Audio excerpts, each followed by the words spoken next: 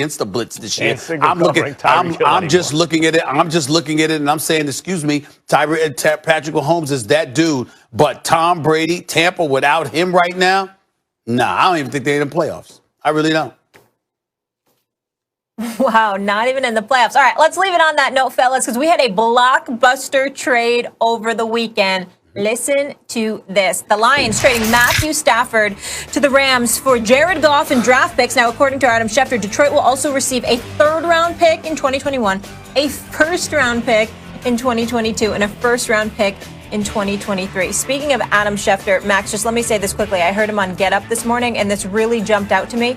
He said this season, 18 teams might change their quarterback. Unreal. But we'll focus on this specific trade here, Max. Is it right? It's ridiculous. Is this a good or bad trade for the Rams? It's a bad trade for the Rams. Let me be very clear. Stafford makes them better right now. He's better than Goff. I'm not claiming Stafford's not better than Goff. Stephen A., I'll leave that to you. I'm talking about if I were a GM, would I make this trade? And you got to really put it in the context of what's going on with the Rams. I know the Rams feel like they can identify talent later in the draft. So they gave up first for Jalen Ramsey, and that worked out and all that. I get it. Who's their best player? Aaron Donald's their best player. You ain't going to find him in the 2nd or 3rd round.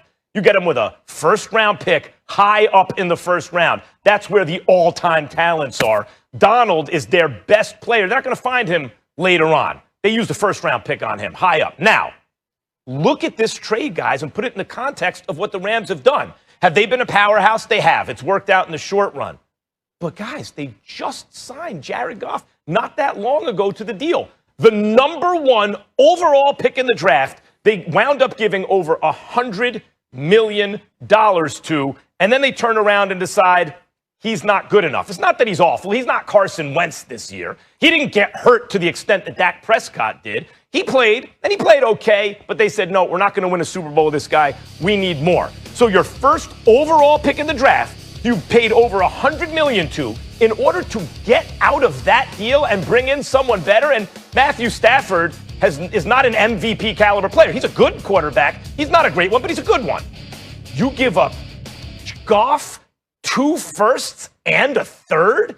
Think of the draft capital you gave up for Ramsey. One of these guys are going to draft in the 1st round again. Stephen A., basically what this trade says is they have to win a Super Bowl. They got to win a Super Bowl, what, in the next 2 years? Or it's a disaster. Stafford is an upgrade. They gave up too much to get him. You could say that. I get where you're coming from, and I don't blame you for that position, but I'm going to respectfully disagree. And the reason I'm going to disagree is because, #1, you have Sean McVay.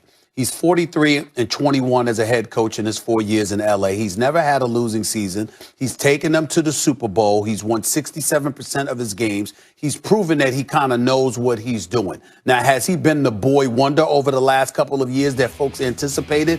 No. But one of the reasons would be injuries. Todd Gurley comes to mind. Obviously, you've made some changes, but more importantly than that, clearly it was his relationship that had diminished and disintegrated before our very eyes with Jared Goff. And so if you are the Rams, and this is a guy that's an offensive-minded coach, and he's telling you he needs a quarterback, and I got a guy in Matthew Stafford, albeit injury-prone, but who's only 32 years of age and clearly better than Jared Goff, then I got to pay attention to that. I saw Aaron Rodgers the other day on Pat McAfee's show glowing about Matthew Stafford, #1. #2, in terms of his no-look passes and his arm strength and being able to throw from any angle, et cetera, et cetera. We know that Matthew Stafford was mired in Detroit because in 12 years there, they had a losing record 8 times. He's only made the playoffs 3 times. His record, I think, as a starting quarterback wasn't that impressive, to say the least. And I think he's got like 282 touchdowns to like 144 interceptions. That's not even a 2-to-1 touchdown to turnover ratio, for crying out loud. So that's problematic. I get that. But we also look at how awful the Detroit Lions organization has been. And now he's been mired in football purgatory playing for them. So now he gets to go out to L.A. He gets to be in Tinseltown, being coached by a guy like Sean McVay with plenty of life left in him. I think when you talk about having a big-time quarterback, somebody that has the ability, rather, to be big time, particularly if you're well coached and you act like you want to be there. I think there's something to be said for that. With him and Les Snead, a willingness to move to get rid of picks, because we gonna make our moves in free agencies, particularly via trades, and they've shown a willingness to do that, combined with the fact that you've got the top-rated defense that is Super Bowl championship ready, with Aaron Donald on the line of scrimmage, with Jalen Ramsey in your secondary.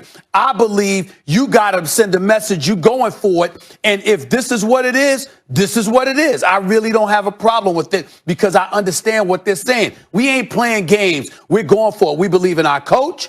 We believe in our defense. And because we believe in that, we think we're a quarterback away. When you believe that, you make a move like this. And that's why I don't have a real big problem with it. Well, it's going to be a good experiment, because, as you said, the Detroit Lions have been among the worst organizations throughout Stafford's career. And we all know in the NFL, if you have a good coach and a good quarterback, you're in the playoffs more than you're not.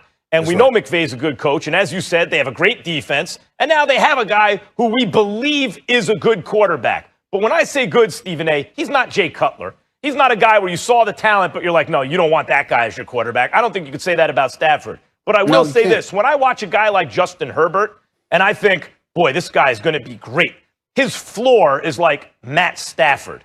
If Herbert turns out to be Matthew Stafford, we'll be disappointed. And that tells you what you need to know. Stafford has that kind of talent. I think that's a bit extreme. Stafford's always had that kind of talent.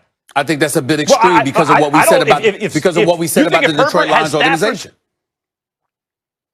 Okay, well, as I said, we'll find out with the Rams. But as of right now, based on the evidence we have, I believe Stafford is an elite, talented QB whose career has been good. He's been a good quarterback, not a great quarterback, in spite of that elite talent. The bet that the Rams are making here is we think we can win a Super Bowl now, next couple of seasons, with Matt Stafford. Well, they better be right, because they're mortgaging their future to do it.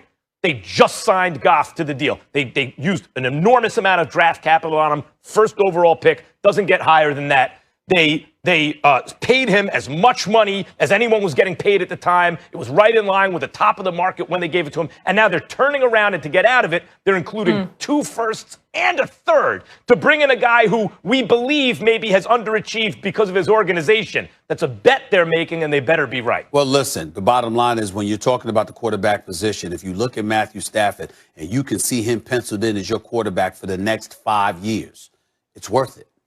It's worth it. If you could see him as your quarterback for the next 5 years, the way he's capable of balling and how we know Sean McVay can coach, it's worth it for the quarterback. Let me cap it by this. Max, you sort of alluded to this, but 2 years ago, Goff signed the largest contract in NFL history in terms of guaranteed money, 2 years removed from taking a team with the 20th ranked defense to the Super Bowl. A lot has changed as far as Matthew Stafford. He's never been in a winning situation. We'll see what he can do in LA.